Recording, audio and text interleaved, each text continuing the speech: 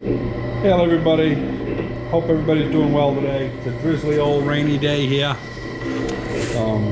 But that oil pump, that gear was off about 5 thousandths to one side more than I wanted it, and I couldn't get the milling machine down in where I wanted it. So I'm going to cut this down. I'm actually going to come back here and machine over here. I'm going to cut it down to about a 1/2 inch thickness. Got the old shaper going. The only reason I'm using the shaper is because it takes quite a while to go across and I can be doing other stuff. And this one here, I don't have different speeds. It goes whatever speed it goes. So it just saws back and forth. Kind of simple. She's a wore out old girl, but it still goes good. And as you can see, every time it goes back, this here is advancing just a couple notches. It's actually only advancing one notch, I guess. Yeah, one notch. Don't know what that's equal to. I've never put an indicator on it. But anyway, we're going to go across this thing several times. I got to watch it because this stud is going to be very close to the bottom in there. I'm going to use the feed here, which I got plenty of travel there as long because this here don't go up and down. I can run the compound down if I need to and actually lower the table, and that'll get me away from it. But that stud I think is going to miss, but I'm going to stay here and babysit it on this first pass. This is a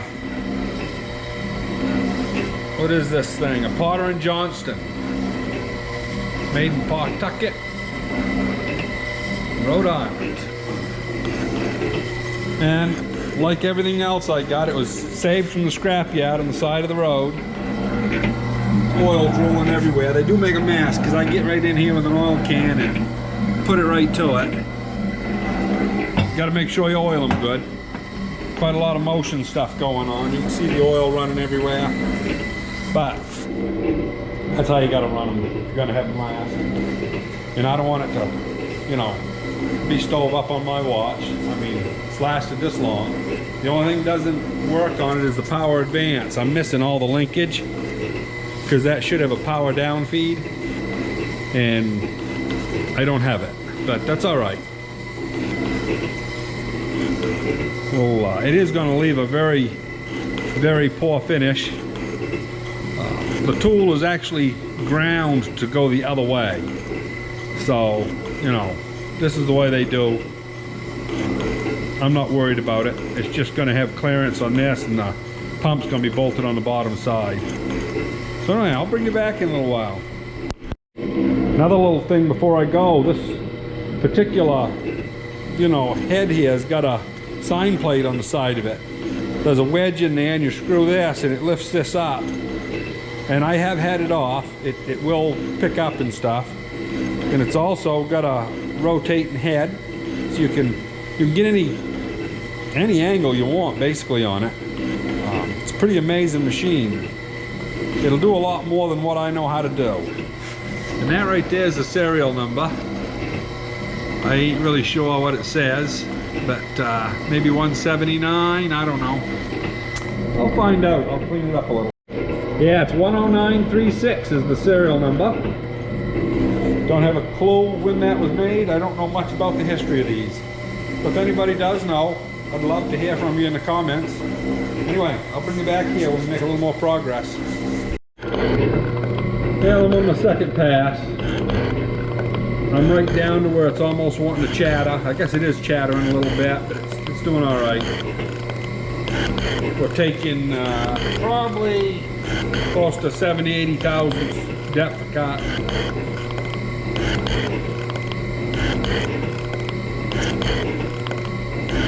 So anyway, yeah, it's going good.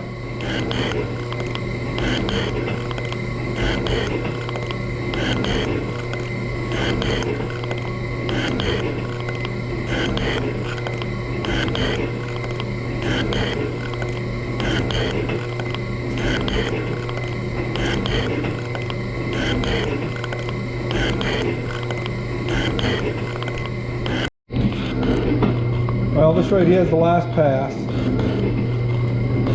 I just squared up that edge. Now we're coming across about probably a 1/16 of an inch, maybe 70 thousandths, I don't know, hard to tell. But we're going to end up about a 1/2 inch, maybe 9/16. Oh, what does that look like? Yeah, probably 9/16 there. That'll be good enough. At least I can get down in further with the tooling on the milling machine.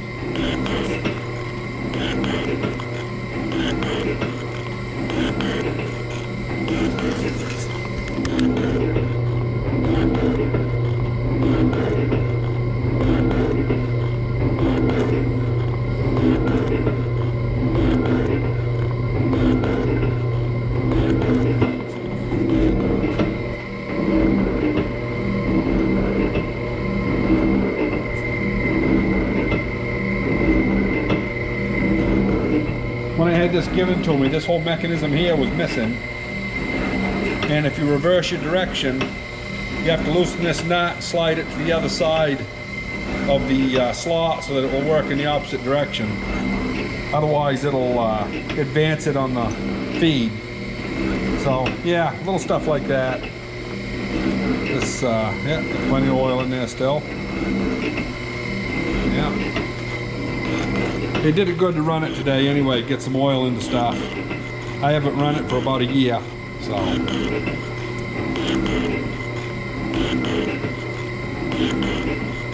Alright, I'll bring you back here when we get a little further along.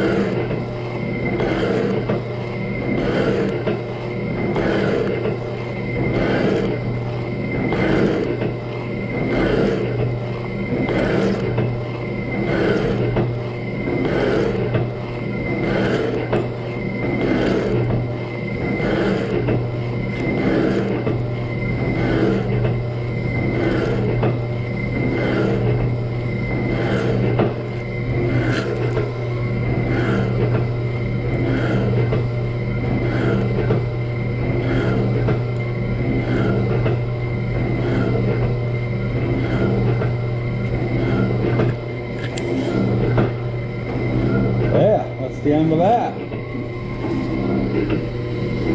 Stop the feed.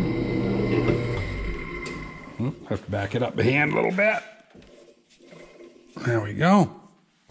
There. That should be, yeah, about 9/16. So I'm happy with that. I could make one more pass, but I think that'll get me down where I need to be. I'm going to take this out. I'll go over and take a file to it. Get rid of these sharp edges everywhere. Actually, it didn't leave a sharp edge on this side. I figured it probably would. Huh. The only place it left one was out here. Anyway, I'll be back in a few. So as you can see now, I've got the hole bigger than what the oil pump housing is so that the gear will go down in. I can test it while it's here. And I've shortened that up considerably by, well, it's 9/16, so 7/16 I took off of it. And should make it a lot easier to work. Get the indicators down in where I need them. Not much of a video today. I'll show you what else I've been doing. I wasn't even going to video any of it, but yeah, I'll come on out here and I'll show you what I've been up to today. Of course, you know, like everything, we had to go to Bridgeton and get this and get that. And had a, but you know, I've been sanding all these counter boards for the sleeves. I got most of them all pretty. I'll get some more sandpaper in there and get these edges here a little, because you don't want nothing interfering with that stuff. And yeah, right now I'm just getting ready to get in here and clean these O-ring grooves. And luckily, you can get them from the base so that you can move your hand around. Otherwise, they're pretty hard to get your hand in there. But yeah, the old girl's looking pretty good. I took her outside today and put the joy to it and a brush, and you know, it's 99% cleaned. I'll have to clean a little more around here, but it's not bad. We'll do a lot of sanding on it probably tonight and tomorrow and get it all puffed up. Then I'll probably take it out and do one more wash with some soap, and we'll start putting it together. Right now I've got everything to put it together except for the main bearings. That stuff all came in the mail yesterday. All the sleeves, pistons, all kinds of stuff, you know. Basically, I can put everything together except for the main bearings, so I can't put the crank in. That's going to hold me up a little. And the Welch plug on the back of the camshaft. That's on order. Don't know when I'll get it, probably Tuesday or so. But I can put that in last thing before it goes in the tractor. And if it doesn't show up, I got another option. I can put a 1 5/8 freeze plug in my lathe. All I got to do is put a piece of steel on there and turn it so it just fits inside of it. And I'll put the center up against it, do some pressure turning, and I'll turn it till the right size, because those are domed on the back. So you could put one of those in and make a Welch plug out of it. Not the ideal situation, but I'm not beyond doing it if that's what it comes down to. Other than that, it's just cleaning. Hope you enjoyed a little bit of shaper work. Something you don't, well, it's all over the internet, you know. I shouldn't say it's something you don't see every day. All you got to do is look it up on the internet. But anyway, it's something that I don't use mine too often. So I had it going today, figured I'd video it. Hope everybody's safe. Hit the like button and all that good stuff, and subscribe if you wouldn't mind. And yeah, we'll see you on the next one.